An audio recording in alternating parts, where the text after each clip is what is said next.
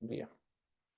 Voy a intentar trabajar con el PowerPoint como fondo. Voy a ver si se puede o no. Y cómo se ve en el momento de la grabación.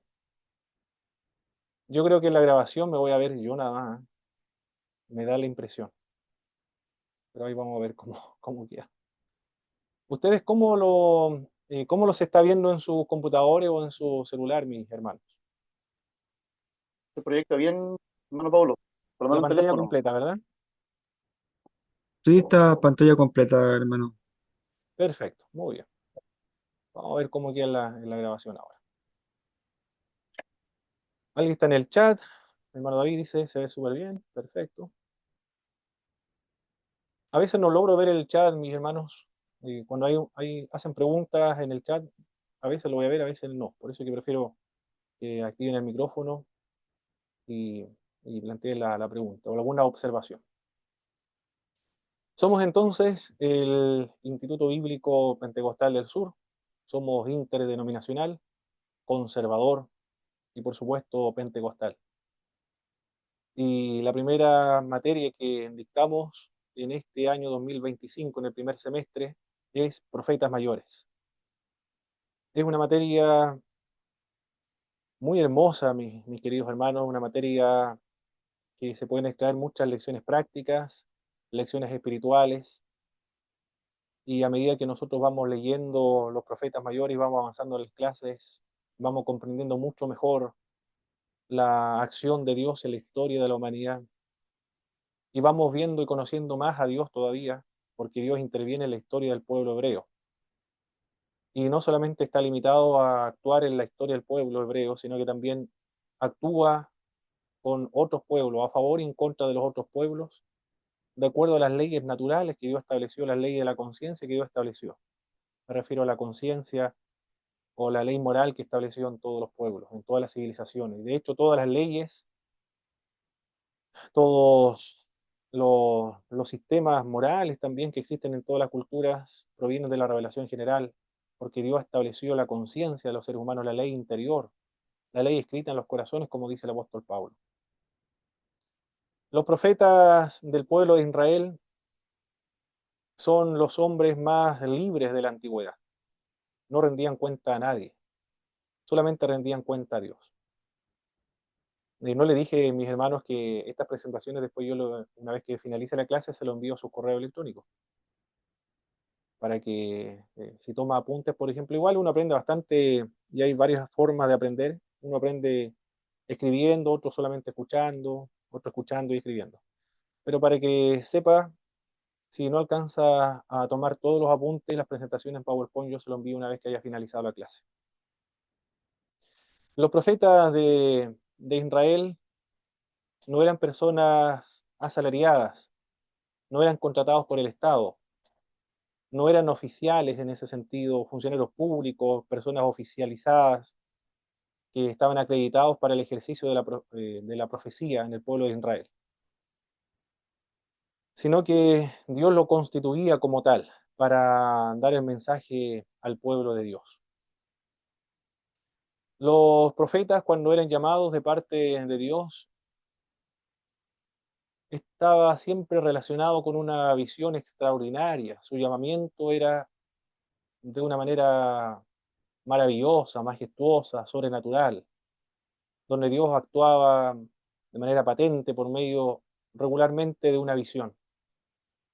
Y esta visión impregnaba al profeta, lo persuadía, lo convencía de que Dios realmente era el que lo estaba constituyendo como profeta y lo estaba llamando. Era para eliminar toda incertidumbre, toda desconfianza o toda duda de parte del profeta de que Dios lo había llamado.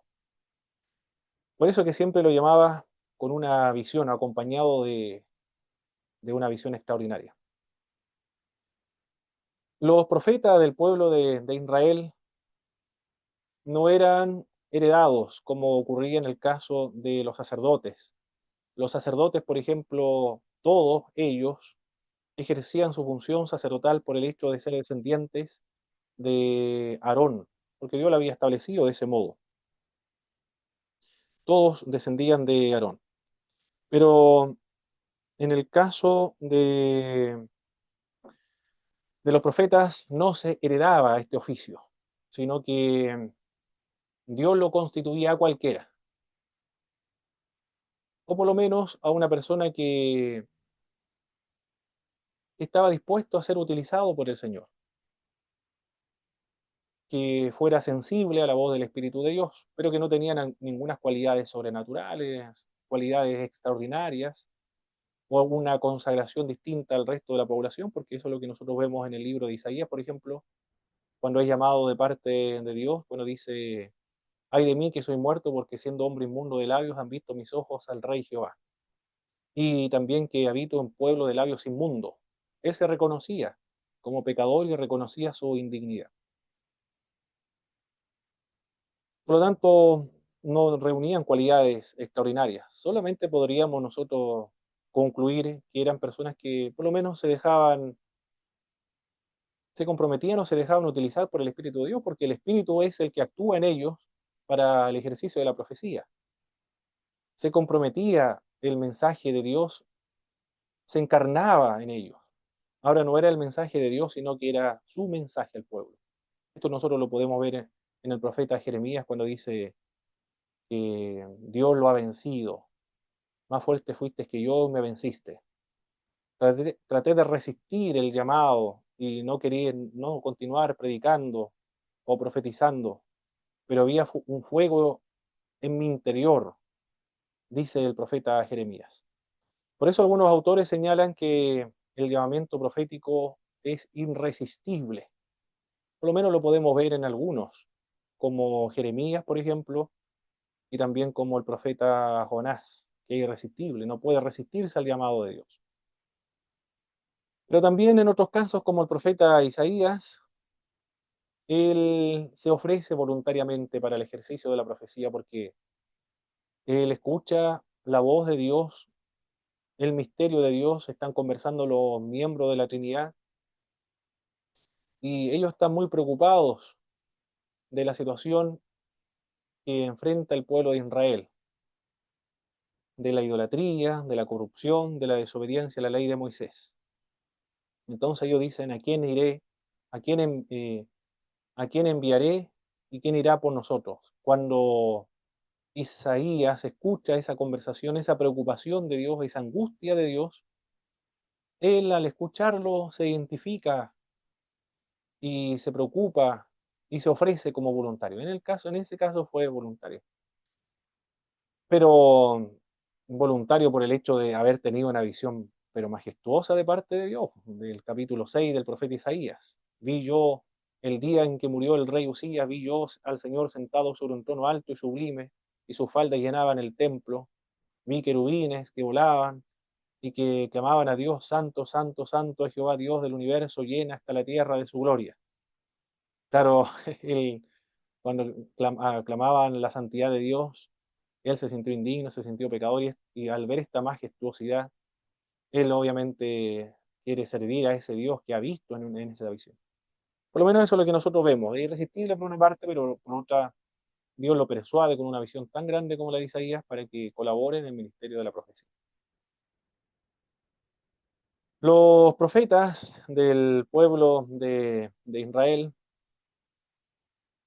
su ministerio, su obra, su oficio que ejercieron, no es exclusivo, no es único, sino que el, el oficio de la profecía es un patrimonio de todo el Medio Oriente, de Mesopotamia, de Egipto y también del pueblo de Canaán.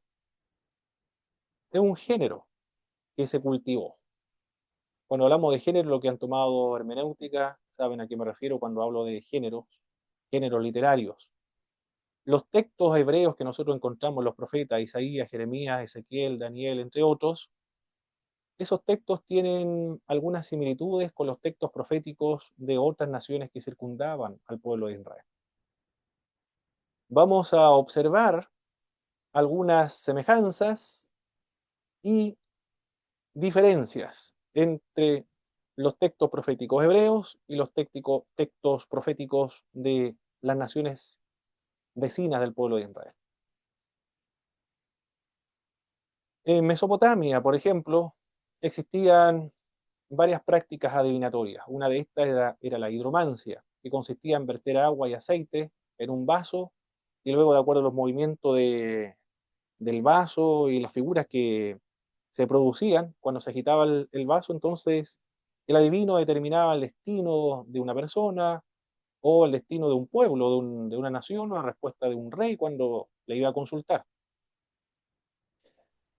O también la hepatoscopia, que consistía en examinar detenidamente el hígado de una oveja o el riñón de cualquier animal. Así determinaban y consultaban el destino o la voluntad de los dioses. Estas prácticas no solamente eran de Mesopotamia, sino que también nosotros lo podemos ver en otras culturas, incluso nuestras culturas. En la región de la Araucanía, por ejemplo, un tío, cuando yo tenía como 14, 15 años más o menos, yo me convertí a los 17 años. Se enfermó y llamaron a un machi. De acuerdo a la cultura, a la tradición, cuando se enfermaba alguien, llamaban a un machi, y él estuvo toda la noche haciendo machitún. Y el otro día en la mañana mataron un cerdo, creo que fue, parece que fue un cerdo, y él vio un riñón, debió haber sido, un órgano del cerdo, y el machi dijo lo que dicen todos los machis: ¿ah? Le hicieron un mal, y fue alguien muy cercano, un familiar, un pariente, y la razón por la cual hicieron el mal o la hechicería fue por la envidia. Todos dicen eso. Es un discurso que es frecuente dentro de los machis y la cultura mapuche, por lo menos lo que consultan a los machis.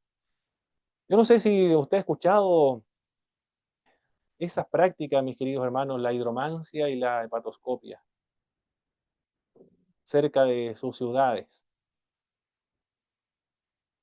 o no solamente en los campos, sino también en la ciudad donde vive.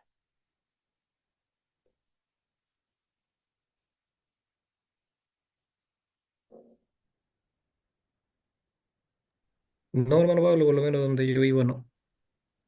Ah, muy bien, ya. Hermano Boris. Me parece mucho que también los gitanos acuden a esas cosas así de poner agua, así, de poner el aceite en un agua, Ah, ok. o cosas así como en agua, y después lo hacen no sé qué cosa, y después le dicen a la persona que le hicieron un mal, güey. Ah, muy bien. Los gitanos también entonces, perfecto. Ya. Como estamos Según tengo notando, entendido. mis hermanos, entonces no es una práctica nada más de Mesopotamia, porque la cultura mapuche se utiliza por lo menos la hepatoscopia, no sé si la hidromancia, pero el hermano Boris comenta de los gitanos, utilizan estas prácticas divinatorias. Esto corresponde a la religión popular del Medio Oriente, pero también hay otros elementos que corresponden a los intelectuales, a los más cultos, a las élites o la aristocracia. Estamos hablando de textos ahora, de escritos, de tipo profético, como por ejemplo Oráculo de Arbela. Trata sobre la ayuda que recibe un rey de parte de Istar, que una diosa. Es muy similar ese texto a los textos que nosotros encontramos en los libros proféticos de Isaías, Jeremías, Ezequiel, Amós, entre otros. Es muy parecido.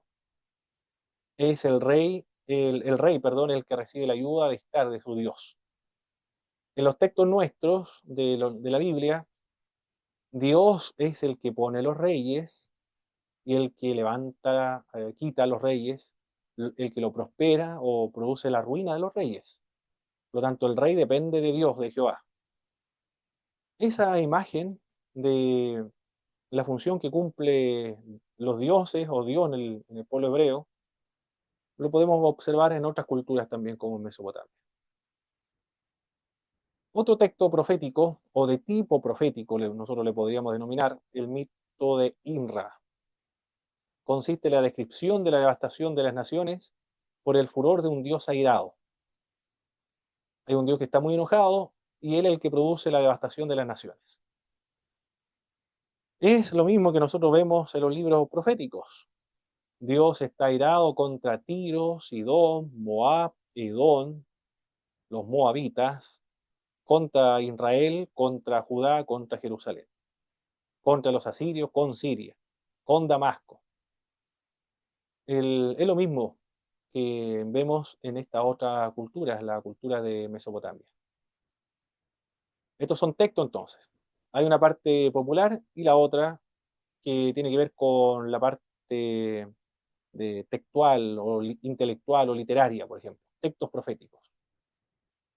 Continuemos. Aquí tenemos un texto mesopotámico que tiene similitud con los textos proféticos hebreos. Procede del reino de Mar y en Éufrates medio. Dice este texto, esto es lo bueno de la tecnología, cómo uno se puede mover para varios lados.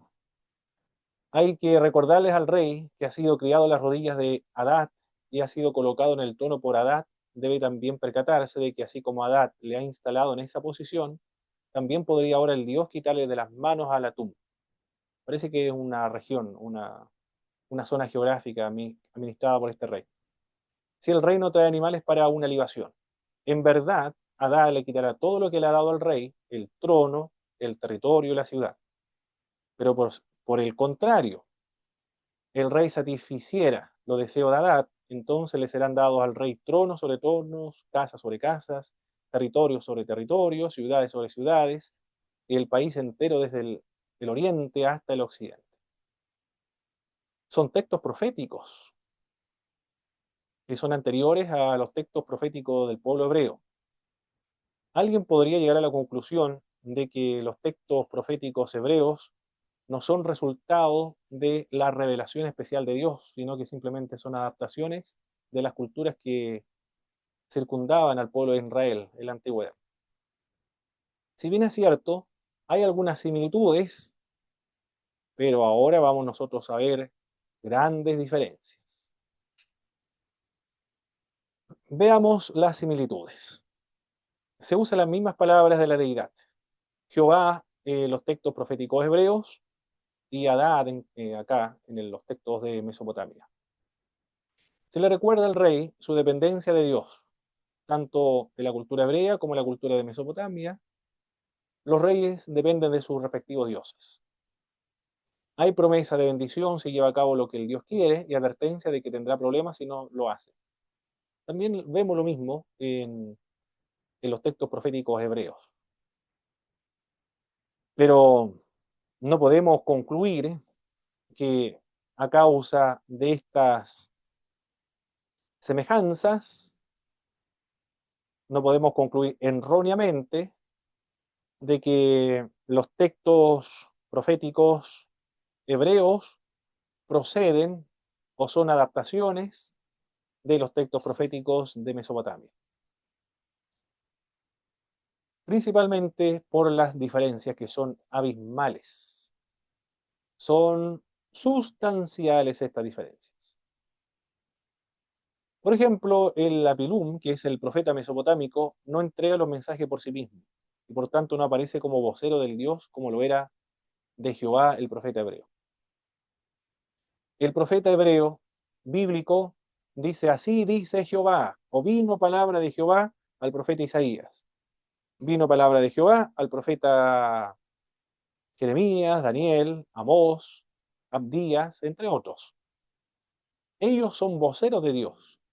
El mensaje que están transmitiendo es el mensaje que Dios les comunicó para que ellos lo informaran y lo dieran a conocer al pueblo de Israel.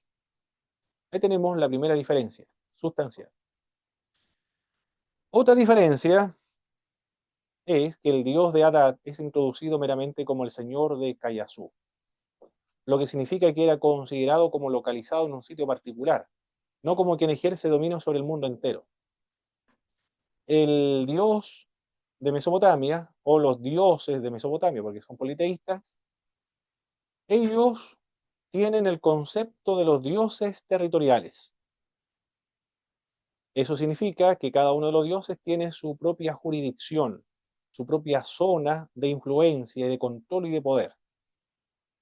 Hay dioses que son de las montañas, dioses que son de los valles, otros dioses que son del cielo, del mar, de los ríos. o de una zona geográfica, como por ejemplo toda la fértil Media Luna. Cuando el papá de Abraham lo acompaña a su hijo, porque Dios le había llamado a salir de Ur de los Caldeos, llegaron hasta Harán, porque hasta allí la diosa Sin tenía control. Cruzando las fronteras, ya Sin, la diosa de Mesopotamia, una de las diosas, ya no podía proteger a Taré, el papá de Abraham. Por eso que Taré se queda hasta allí. Y hasta que muere su papá, Abraham continúa su viaje a la tierra de Canaán. Porque el concepto que tenían todos los antiguos eran de dioses territoriales, que no tenían control absoluto en el universo o en toda la tierra.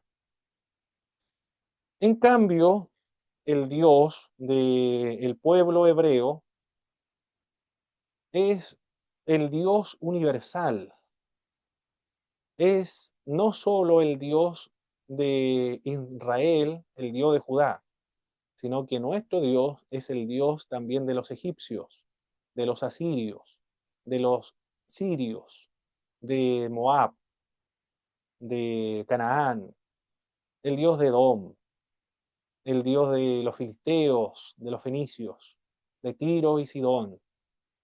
Es el Dios que controla todas las naciones. Todas las naciones están bajo su control, y así lo ve el profeta Isaías. Vi yo al Señor sentado sobre un trono alto y sublime. Esta idea de que está sentado indica que tiene todo bajo control, y sobre un trono alto quiere decir que su trono está sobre todos los tronos de la tierra, y es sublime, es decir, es incomparable. Por lo tanto, ya el profeta Isaías ve a este Dios como un Dios soberano, del cielo y de la tierra. Esto es lo que dice el profeta Jonás. Yo soy servidor del Dios del cielo y el Dios de la tierra. Tiene por lo menos una buena teología, una buena comprensión, una buena doctrina, podríamos decir nosotros que es de la sana doctrina. Muy popular, no sé si ustedes lo han escuchado, mis hermanos, cuando hablan acerca de los predicadores actuales. Somos de la sana doctrina. No sé si lo he escuchado. Sí, se escucha harto ese término ahora. ¿Y qué entiende usted, hermano Boris, por sana doctrina? Bueno, hace alusión a una carta, a la carta de Pablo a los Gálatas, me parece mucho cuando Pablo habla de la sana doctrina. Ah, yo me, No sé si no sé si a Gálatas o en Timoteo, cuando yo me Pablo habla refiero de la a sana doctrina. cómo lo entienden los que lo fomentan ahora. Ah, ya, ya, ya. Bueno, siempre lo entienden así como lo que ellos creen, pues, o sea, sobre sus creencias, sobre su visualización. Exactamente, sí. Los que son calvinistas, nosotros somos de sana doctrinas. Los que son arminianos también. O los que son cesacionistas, nosotros somos de la sana doctrina. Los que son continuistas, nosotros somos de la sana doctrina. Bueno, sí es verdad eso, ¿eh? Un grupo de sus propias convicciones es la sana doctrina, así es. Bueno, el Jonás es de la sana doctrina, porque Jonás cree correctamente. ¿Quién podría decir lo contrario?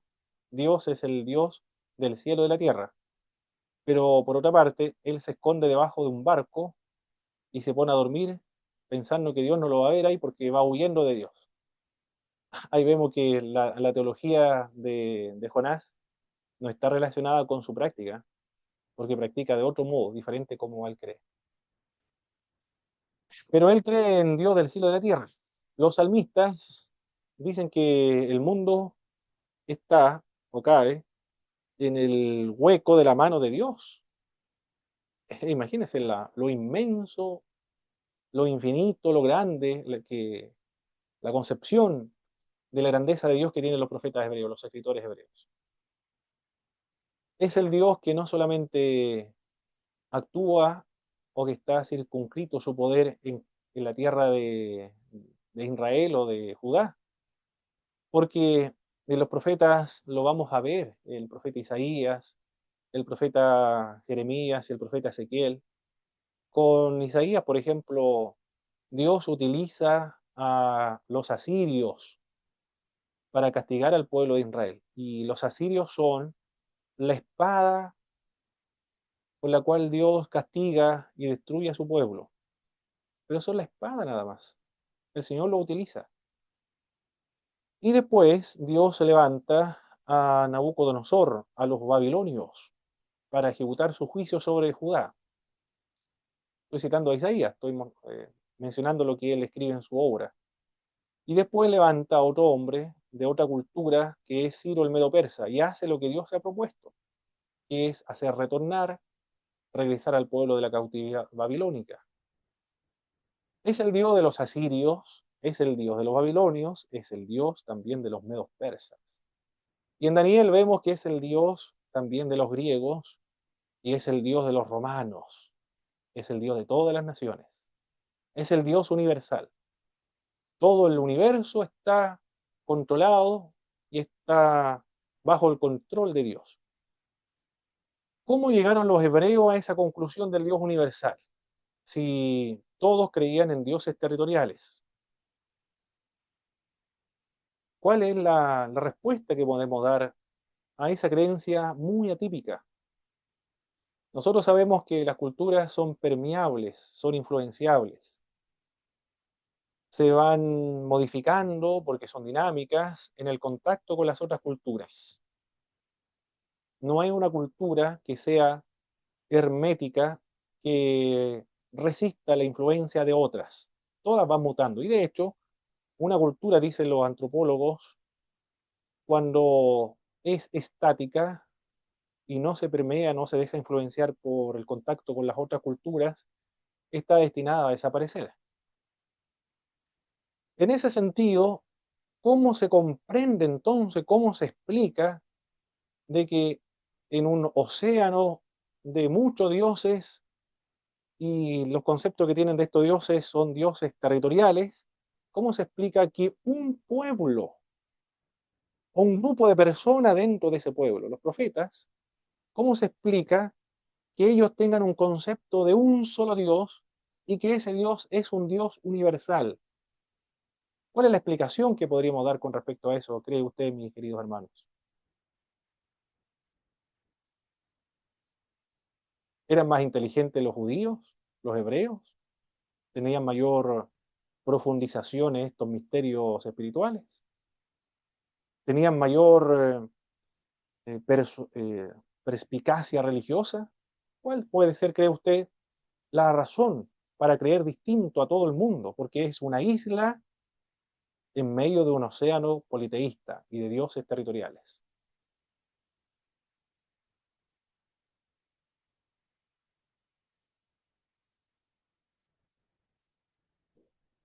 ¿Cómo lo explicaría usted, mis queridos hermanos? Hermano Pablo, ¿Le escucho, hermano Jorge? ya, Adelante, hermano que Jorge. está un poquito lento el internet. Bueno, a mi parecer, a mi parecer, pudiera ser que la razón estuviera en que Dios se revelaba de una manera más personal, más diferente. Es un Dios que se manifiesta, digamos, con mucha evidencia, a diferencia de los otros dioses.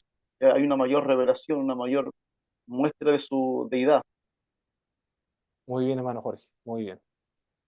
La única explicación de que cómo es posible que un pueblo, una cultura, tenga una creencia atípica, diferente a todas las otras culturas. La única explicación es que este pueblo, su concepto y su idea de Dios es el resultado y producto de la revelación especial.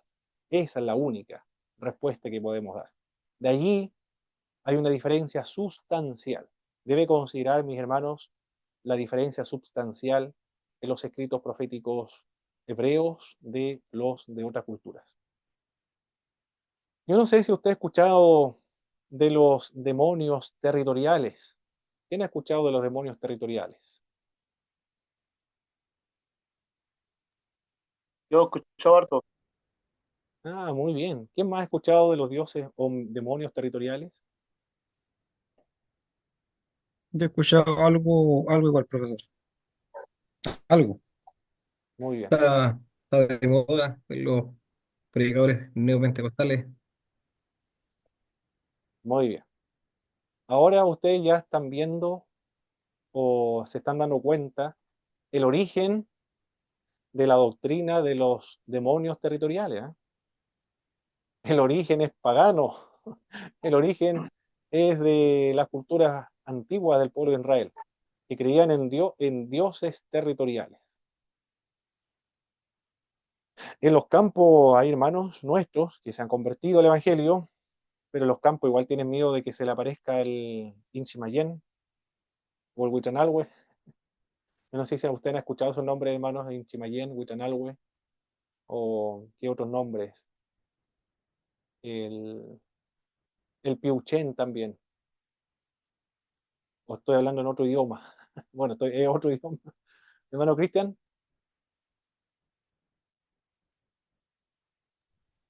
Mire, no conozco el nombre que usted comenta, pero acá donde vivo yo es muy común el nombre del totué. Ese ah, es ok, como el ya. nombre que se escucha harto acá. Ya, el tuetué. Mi pastor Isene, yo creo que ha escuchado, sí, a ver, mi pastor Isene, aquí está. Del Inchimayén, mi pastor Isenia, ¿qué otro nombre? El Piuchen también, el Huichanalhue, porque la pastora Isenia trabaja en Cunco, cercano a, a las culturas mapuches. Bueno, cuando un hermano se convierte de esta cultura, sabe que Dios es el Dios universal, ¿eh? Lo sabe, porque eso está en la Biblia. Pero igual dicen que le da miedo salir de noche porque se le puede aparecer el Piuchen. Bueno, ahí estamos como Jonás, que tiene una creencia, un concepto de Dios, del Dios universal, que está en todas partes, tiene absoluto control de todas las cosas. No hay ningún punto en el universo donde Él no esté ni ejerza su control. Más bien Dios es el presupuesto, es el fundamento de toda existencia. Todo existe gracias a la intervención del poder de Dios. Por lo tanto, su intensidad, su poder, su control y soberanía no está disminuido en alguna zona geográfica de la Tierra. Pero a pesar de eso, mis hermanos, a pesar de eso, igual a algunos hermanos les da miedo salir de noche porque se les puede aparecer una piedra que se puede mover o se le puede aparecer el hinche Mayén. A pesar de eso, igual tienen miedo. Claro que si se vive en unas culturas como esa, obviamente lo influye. Pero el Dios de la Biblia es el Dios universal, es el Dios que tiene todo control. Por lo tanto, esta idea de los demonios territoriales habría un problema de la soberanía de Dios, el control de Dios, la acción de Dios, o que el poder de Dios está disminuido en alguna zona geográfica. Ese sería el problema doctrinal que tendríamos al aceptar esta idea de los dioses territoriales o demonios territoriales. Otra diferencia sustancial muy importante es lo que se esperaba del rey para complacer a Adad, es ofrecer una libación cultual, mientras que a los reyes de Israel se les ordena continuamente que obedeciesen a Dios en su vida moral. Mire la diferencia. Los dioses de Canaán se conformaban con que le mataran un cordero, un cerdo, un vacuno, un ganso, un pato, una gallina, un conejo, una liebre. Bueno, cualquier animal que, que ellos utilizaban para los sacrificios. Y el Dios de ellos, o las concepciones que ellos tenían de su Dios, este Dios quedaba contento, independientemente de cómo llevaba su vida.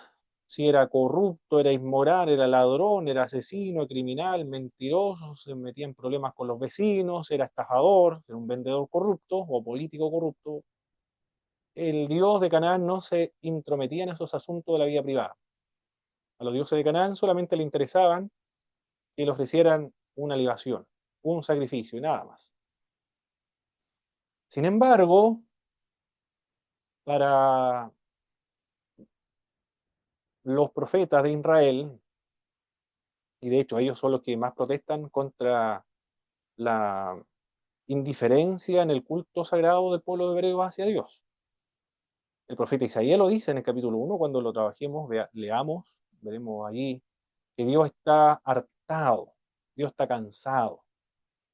Dios ya no quiere los sacrificios, las ovejas, la grosura, carneros, toro y machos cabríos.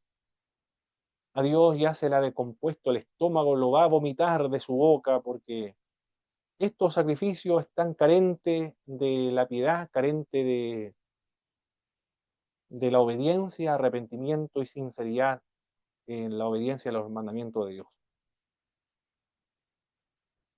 Dios demanda que sean obedientes a sus leyes, que se arrepientan. Se inmiscuye en la vida moral, en la vida espiritual del pueblo hebreo. Si no hay una obediencia a la ley de Dios, un arrepentimiento, una voluntad de serle fiel a nuestro Señor, todos los sacrificios son en vano entonces, son repulsivos para Dios. ¿Notó la diferencia entre el Dios hebreo de los dioses cananeos? Una diferencia sustancial. El Dios hebreo es más riguroso, más exigente. No es suficiente un sacrificio de sangre de un animal. Si este no va acompañado del arrepentimiento, entonces ese sacrificio es una ofensa a nuestro Señor. Bien, esas son las similitudes y diferencias. ¿Algún comentario sobre la similitud y diferencia, mis queridos hermanos?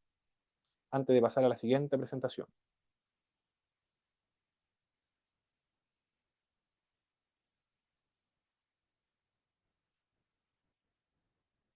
¿Algún comentario? Nada, ¿alguna pregunta para continuar? Hermano Pablo, ¿Sí? tiene similitud, tiene asidero cuando Dios saca a Israel de Egipto. He escuchado por ahí, alguna vez lo escuché, de que las plagas, lo que Dios envía, tiene que ver con la capacidad que tenía cada uno de esos dioses, que no pudieron hacer nada. Realmente es así, Dios siempre, digamos, atacó eso, la- los dioses de los pueblos paganos.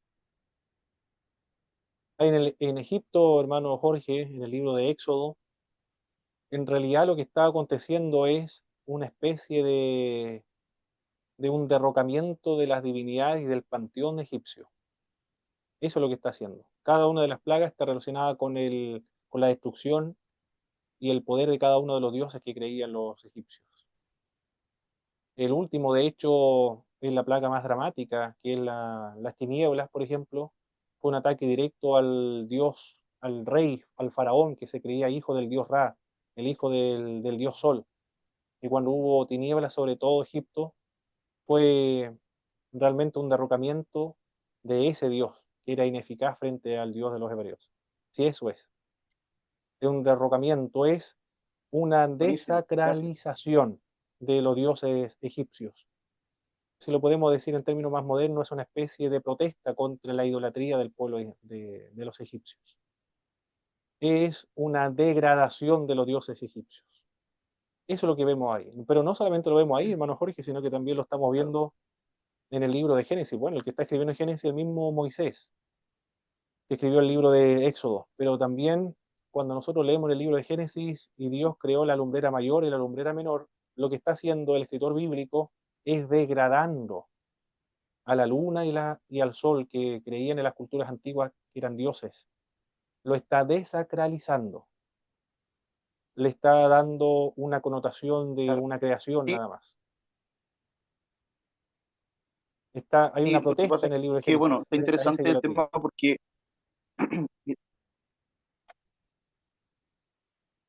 sí, está interesante porque a uno como predicador este tipo de enseñanza le da más luz con respecto a varios temas bíblicos, eh, y estoy viendo que, claro, todo el Antiguo Testamento es una lucha continua, digamos, no una lucha porque sabemos que Dios siempre ganaba, pero de alguna manera Dios siempre estaba desacreditando la fuerza o el poder de los supuestos dioses. Por ejemplo, lo que usted acaba de nombrar ahí en Egipto, pero también me da luz con el tema, por ejemplo, de Elías, cuando ellos clamaban a sus dioses y no pasaba nada. Entonces es una especie de casi de burla, de menosprecio frente a la incapacidad de sus dioses. Entonces, Esa era mi curiosidad. Gracias Sí, por ampliarme más el conocimiento, hermano. a ver, hermano Jorge. Perfecto, continuamos entonces con lo siguiente.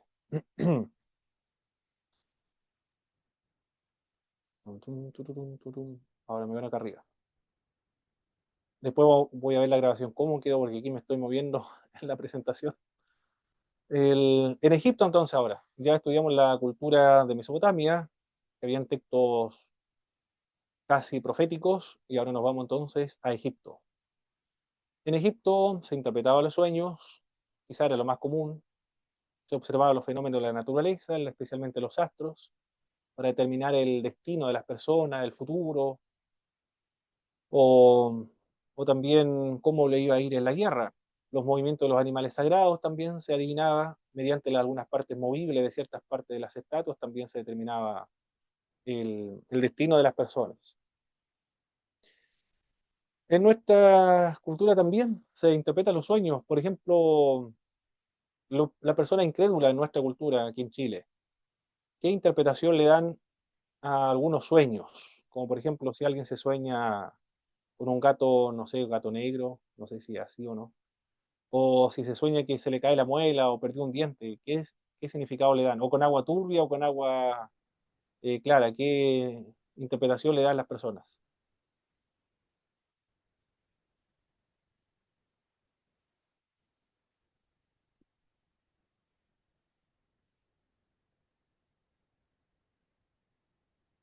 No sé si lo he escuchado, mis hermanos He escuchado el tienen tema, por ejemplo,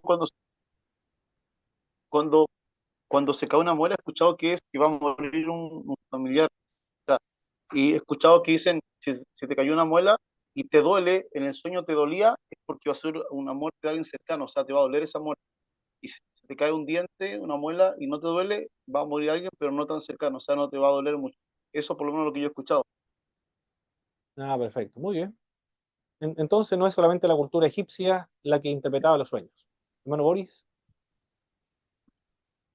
Sí, no, yo iba a decir, eso se veía harto en las generaciones pasadas, la generación, por ejemplo, de mi abuela, de mi bisabuela, se veía mucho lo que es la interpretación de sueños, pero las interpretaciones de repente son hasta para la risa, porque son unas cosas que se inventan de no sé dónde.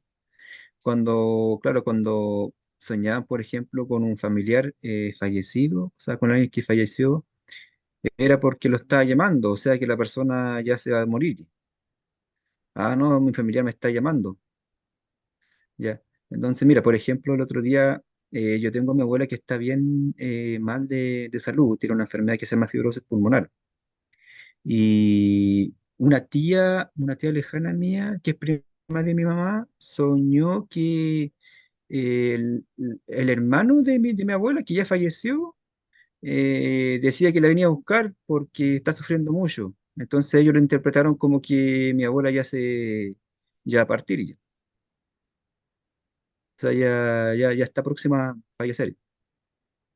correcto. Pero bueno, son cosas que ellos creen, no sé, que se sacan ahí. No hay un montón de cosas y yo me acuerdo que cuando era niño escuchaba un montón de cosas de mi abuela, de supersticiones, sueños y le dan interpretaciones que escuchaban de sus padres o de sus abuelos y de que quizás cuántas generaciones más atrás querían esas cosas, ¿no? Claro. ¿Cuál es el origen? Pero aquí, como estamos viendo, eh, la interpretación de los sueños es lo más común en todas las culturas, y aquí en Egipto también. Es algo universal esto, ¿eh? De lo místico, lo espiritual, lo esotérico, está presente en todas las culturas. Pero también acá, en Egipto, hay algunos profetas sociales o algunos textos que tienen característica a los profetas hebreos, como por ejemplo este texto que data del año 2000 antes de Jesucristo, escrito por Ipuwer, quien denuncia sin miedo al rey de su tiempo por el desorden social existente. Hace notar la diferencia entre el modo como el rey gobierna, el rey gobierna y el modo como reinaría un rey ideal. Ejemplos. Contigo está el regio mando, el conocimiento y la rectitud, pero es contienda lo que tú pones en el país, junto con el ruido del tumulto. las leyes de la Corte de Justicia son desechadas, los hombres la pisotean en los lugares públicos, los pobres la quebrantan sin rebozo en medio de la calle. El hombre de virtud camina en actitud de duelo por lo que está pasando en el país. Qué increíble, mire, estamos estudiando texto de 2000 años antes de Cristo, de 4000 años, hermanos, 4000 años atrás. Pero esta protesta, nosotros, nosotros la podemos ver en las redes sociales, ahora en Facebook o cualquier red social que usted maneje, reclamando de la situación del país y también reclamando por Boric o cualquier presidente que exista en Chile o cualquier otro país de América Latina o del mundo. Son muy parecidos. El ser humano no ha cambiado en estos 4000 años. Siempre ha sido el mismo. Bueno, este es un texto, no sé si denominarle profético o no, pero se parece por lo menos porque están reprochando la situación que acontece en este país. Hay un caos social. Entonces, aquí vamos a ver algunas similitudes y diferencias entre la profecía hebrea y la contemporánea de Egipto. El profetismo hebreo está preocupado por el colapso de los valores morales y espirituales. En cambio, el profetismo egipcio está preocupado por el caos y la confusión del país. Observe, el profeta hebreo se preocupa de los asuntos morales y espirituales.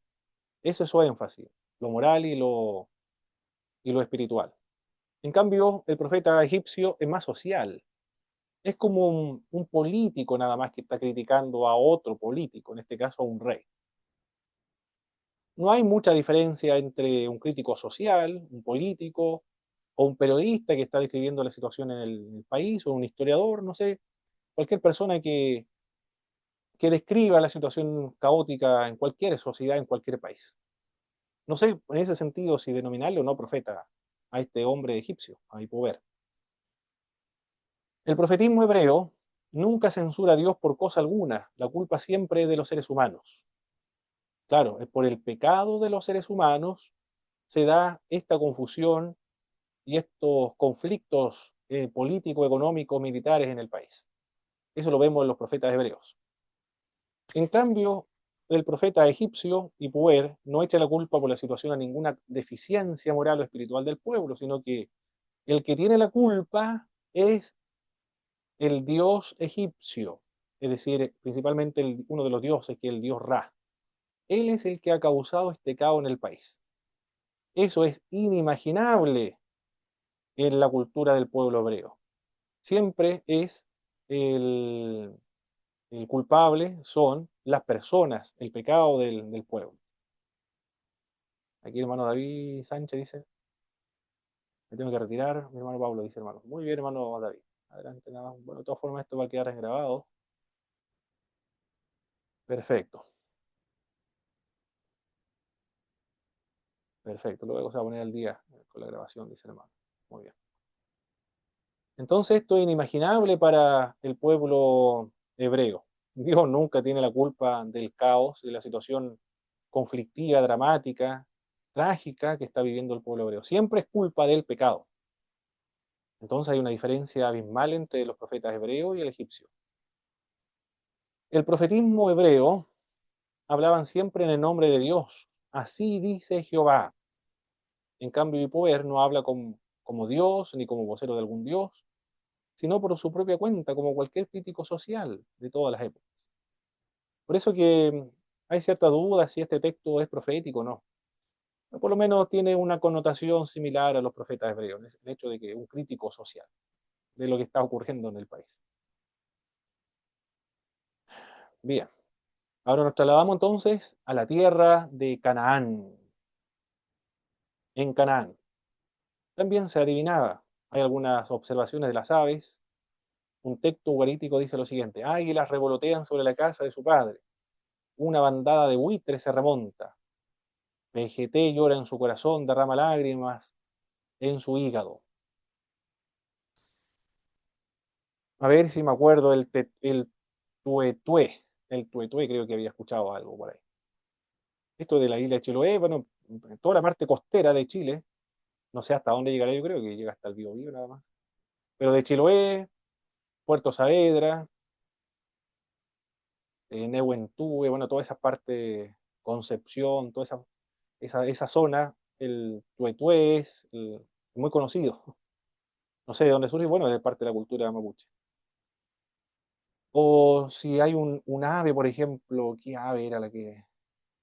Si se posaba un ave, supongamos el taro, el peuco, no sé, o cualquier otra ave, que trae mal augurio o trae mala suerte. Bueno. O los perros también, cuando ladran los perros en la tarde, eso también trae señal de mala suerte. O el gallo se pone a cantar en la tarde, también eso es signo, mala señal, mal augurio. O así podemos seguir listando. ¿Eh? No solamente esta práctica de determinar o observar el movimiento de las aves, se le da una interpretación mística o espiritual, sino también ocurría en Canaán y hasta el día de hoy. Se interpretaban también los sueños. Pero también en Canaán existen algunos textos de carácter profético. Por ejemplo, el rey de Hamat, Saquire, cuando estaba siendo atacado por Ben-Hadad en Siria, dice que el dios Baal-Semín habló mediante videntes y profetas. Del modo siguiente, no temas porque yo te he hecho rey, yo estaré a tu lado y te salvaré de todos esos reyes. Ese texto de Canaán es muy similar a los textos proféticos que nosotros podemos encontrar en, en el pueblo, en el pueblo hebreo.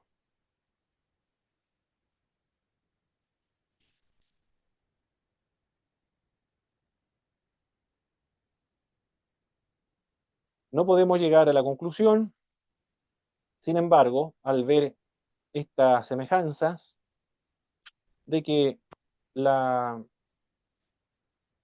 la profecía hebrea es una adaptación, es una especie de antología, una copia de los textos proféticos de las otras naciones, porque ya vimos alguna diferencia y después vamos a ver más diferencias todavía. La profecía hebrea es producto de la revelación especial,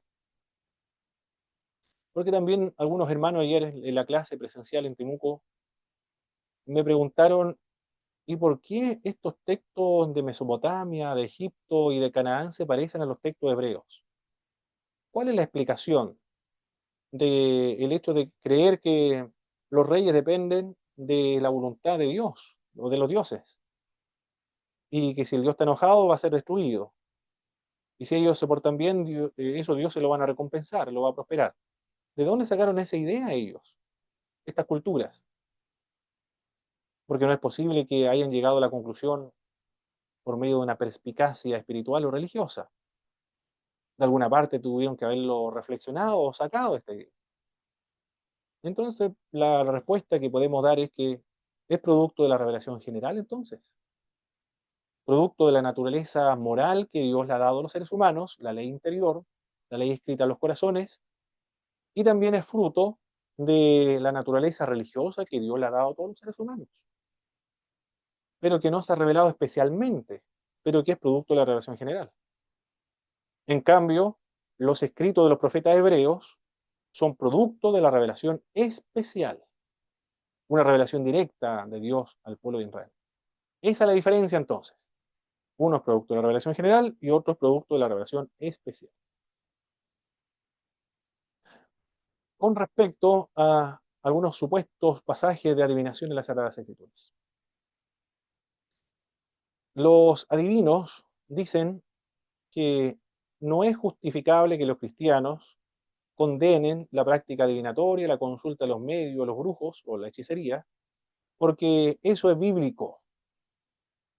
Así dicen, es bíblico. Bueno, son los evangélicos los que más utilizan esta expresión, es bíblico. Por el simple hecho de que aparezca la Biblia no significa que sea bíblico. Hermano, Sí, hermana Cristina,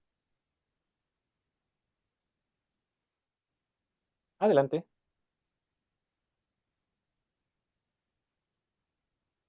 Creo que se detuvo la imagen, o se detuvo el audio, o la señal, no sé qué pasó. Creo que Hermano, sí, eso es lo justo lo que le voy a decir. De repente como que se frixa, como que se va el audio. ah, ok, ya. Como que de repente se va y de repente vuelve. Creo que su señal, profe. Ah, ok, ya, perfecto. Vamos a ver cómo queda grabado. Tenía una pregunta, hermana Krishna, no sé si está relacionado con la señal. Hermana Krishna iba a decir algo, ¿no? ¿O una pregunta relacionada con la materia?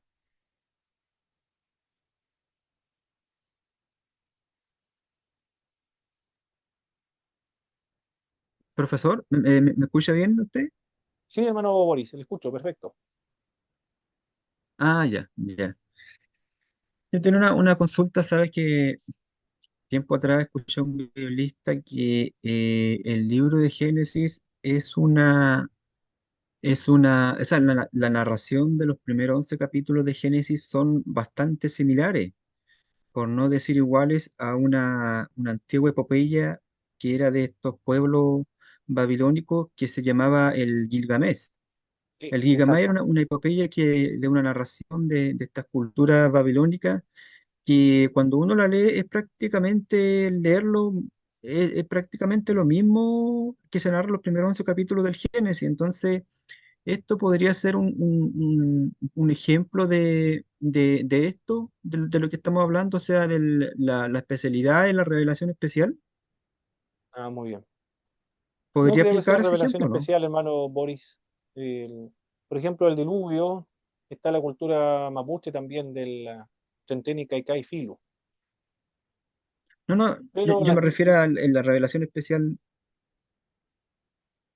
Sí, yo me bueno, refería a la revelación la especial Biblia es producto en de la cuanto revelación especial. claro, en cuanto a la escritura. La Biblia es la única revelación especial que hay, la otra podríamos llegar a la conclusión que es la revelación general. Pero hay otra explicación, hermano Boris. En Adán y Eva le va a transmitir lo que ellos experimentaron en el huerto del Edén y en el futuro, del mismo modo va a ocurrir con Noé, le va a transmitir a todos sus descendientes lo que ocurrió, lo que ellos vieron y fueron protagonistas. Y recuerde que ellos son los padres de toda la raza humana.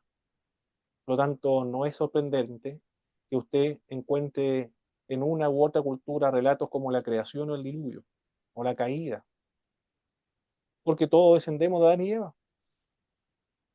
Recibimos la tradición que ellos nos transmitieron. Por lo tanto, por eso que hay coincidencia, por eso el relato de Gilmanech. ¿Cuánto es Gilmanech, cierto?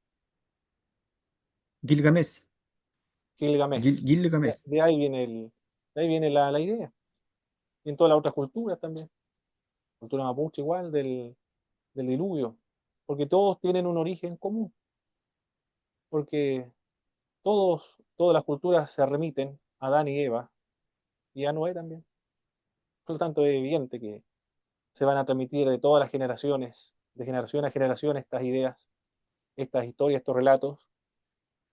Pero mientras más se va separando de el pueblo escogido de parte de Dios, más se va corrompiendo y van adquiriendo algunas connotaciones propias de la cultura. Pero el relato puro lo encontramos en la revelación especial. Perfecto. Entonces, algunos adivinos dicen que es bíblico la práctica adivinatoria. Bueno, habíamos dicho que por el hecho de que aparezca la Biblia no significa que sea bíblico. No decimos que sea bíblico en el sentido positivo, de que tiene la aprobación bíblica. Por ejemplo, la copa de adivinación de José. Eso dice, la Biblia, la copa con el cual adivina mi amo. Pero esa porción cuando dice la copa con la cual adivina mi amo, es un siervo de José. Pero cuando José se refiere a esa copa, lo menciona como la copa de plata, no como la copa con la cual adivina. No tengo mayor información acerca de esa copa que recibió José, pero podríamos conjeturar que era una copa que se le entregaba a todos los funcionarios públicos, lo más probable, con esa característica o con esa connotación de adivinación, pero en José, por lo menos en el relato bíblico, nunca lo vemos recurriendo a esta copa para determinar el futuro o para adivinar, puesto que dependía de Dios y de los sueños que Dios les revelaba. Por lo tanto, no hay evidencia alguna de que él haya ocupado esa copa para adivinar.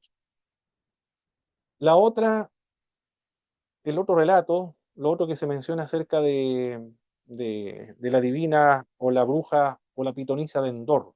Saúl consulta a una pitonisa para conversar con Samuel. En el relato de Primera de Crónicas y también Primera de Samuel capítulo 28, vemos que la bruja se asusta y dio un grito enorme, porque lo que estaba viendo y experimentando en ese momento era totalmente distinto a lo que ella frecuentemente estaba acostumbrada a ver. Ahora realmente venía un hombre del otro mundo, Hermano Pablo, pero no por intervención de ella, sino que por intervención directa de Dios. Y no va a ser la primera vez que va a traer a una persona del otro mundo, puesto que ya en el monte de la transfiguración se le apareció a Moisés y a Elías, que estaban con Cristo en una situación de glorificación. En cambio acá fue Dios el que hizo volver del otro mundo, del inframundo, a Samuel. Y también el mensaje que le da Samuel a Saúl fue un mensaje de condenación. Y en Crónicas menciona que Saúl fue condenado por esta práctica de consultar a la pitonisa de Endor. Por lo tanto, no hay ninguna evidencia que legitime, por lo menos en este pasaje bíblico, la práctica de consultar a los muertos. Hermano Jorge, creo que tenía una pregunta igual, ¿no? sí, lo que pasa es que el texto es bien, eh, da a entender, el primer texto que quedé un poco ahí pegado de José, habla clarito que, o sea, se da a entender en primera instancia que pareciera que José practica la adivinación, porque la 1960 dice en Génesis 44:15, y él le dijo a José, ¿qué acción es esta que habéis hecho? ¿No sabéis que un hombre como yo sabe adivinar? Entonces, ahí da esa impresión. La 1909 dice, y díjole José, ¿qué obra es esta que habéis hecho? ¿No sabéis que un hombre como yo sabe adivinar? Entonces, todas las versiones dan como esa impresión, pero me encuentro con la Biblia, el pueblo de Dios, Biblia, el pueblo de Dios, el mismo texto, Génesis 44:15, dice, y entonces José les preguntó, ¿acaso ustedes ignoraban que un hombre como yo sabe recurrir a la adivinación?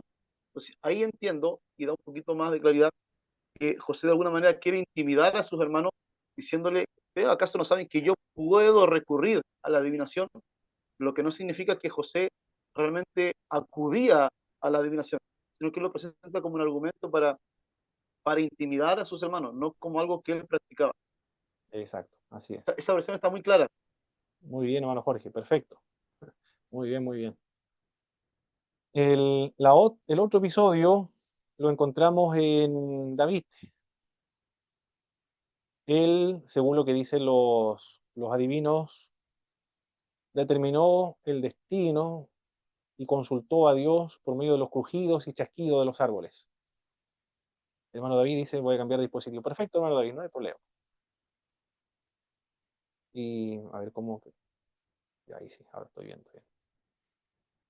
Pero al leer ese relato, vemos que Dios le dijo a David, cuando veas el movimiento de las ramas de los árboles, entonces esa es la señal para que tú actúes.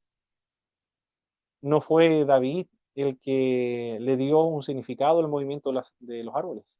Fue Dios el que le dijo, cuando veas el movimiento de los árboles, las ramas, cuando comienzan a hacer estos chasquillos, crujidos, entonces tiene que actuar.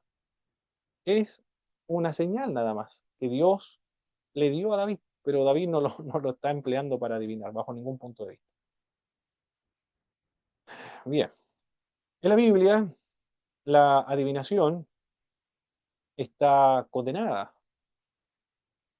Hay muchos textos bíblicos que la condenan, que no consultarás a los brujos, a los agoreros, a los hechiceros, a los que hacen pasar su hijo por fuego. Está condenado esta práctica en las Sagradas Escrituras. Con respecto a la diferencia entre los textos proféticos de las naciones vecinas y los textos proféticos del pueblo hebreo. Los textos de Mari, como los de Egipto, son muy anteriores a cualquiera de los pertenecientes a los profetas hebreos. Algunos señalan que los profetas más antiguos, hebreos, escritores, corresponden al 890, suman como una cifra redonda 900 antes de Cristo. Y los textos de la otra nación estamos hablando del año 2000 antes de Jesucristo. Por lo tanto, hay 1000 años de separación entre unos textos y los otros. También no están masificados por todas las otras naciones, sino que son textos de estas culturas muy puntuales, y es muy difícil que exista una influencia de estos textos en el pueblo hebreo. Lo otro, la profecía hebrea ha aportado a la humanidad beneficios duraderos, pero los escritos proféticos de otras naciones solamente fueron conocidos en su tiempo y apenas dejaron impacto alguno en la posteridad.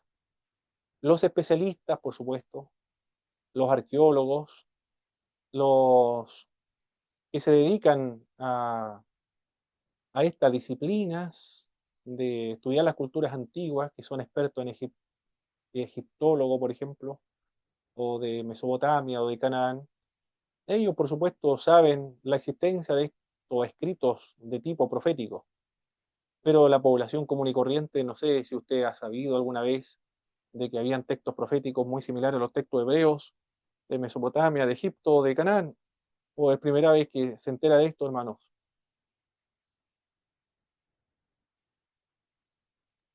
Primera vez, hermano Pablo. Muy bien, ¿ves? ¿Cómo Entonces, puedo repetir la pregunta, profesor? si usted tenía algún conocimiento, información de que existían en las culturas egipcias de Mesopotamia o de Canaán textos proféticos similares a los textos hebreos.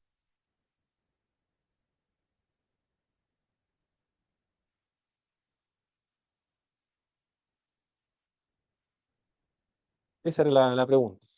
Parece que no. Me parece mucho que tiempo atrás escuché algo parecido. Ah, muy bien. Tiene que haber sido en algún documental, ¿verdad, hermano Boris? National History Channel, por ejemplo, o en Netflix.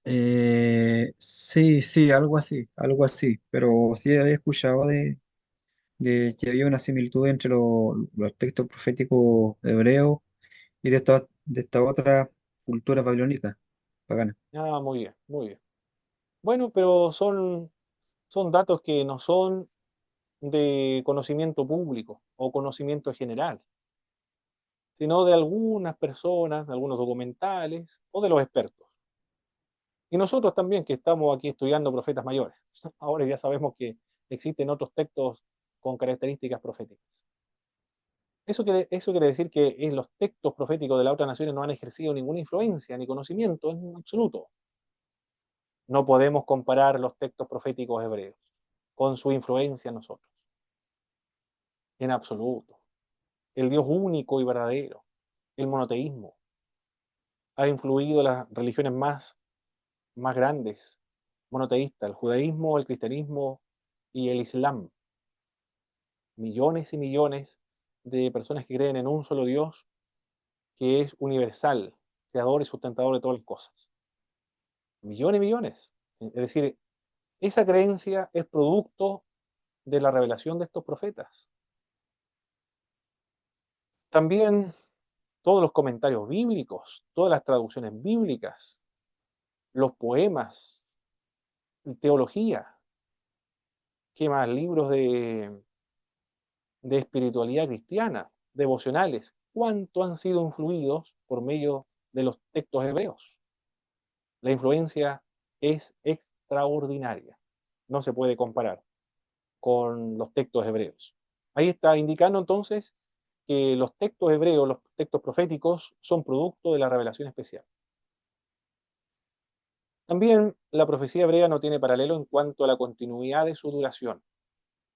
Estamos hablando del año 900 a.C. aproximadamente, cuando comienzan a escribirse los textos escritos, proféticos escritos, hasta el año 400 antes del Señor Jesucristo.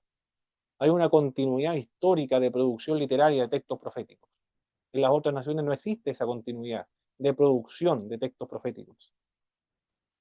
Los profetas hebreos eran personas comprometidas, llenas de vitalidad y dispuestos incluso a morir por el mensaje que estos proclamaban. En cambio, los otros profetas, por supuesto que no, porque ellos eran funcionarios de la corte, eran funcionarios públicos, eran asalariados, les pagaban un sueldo.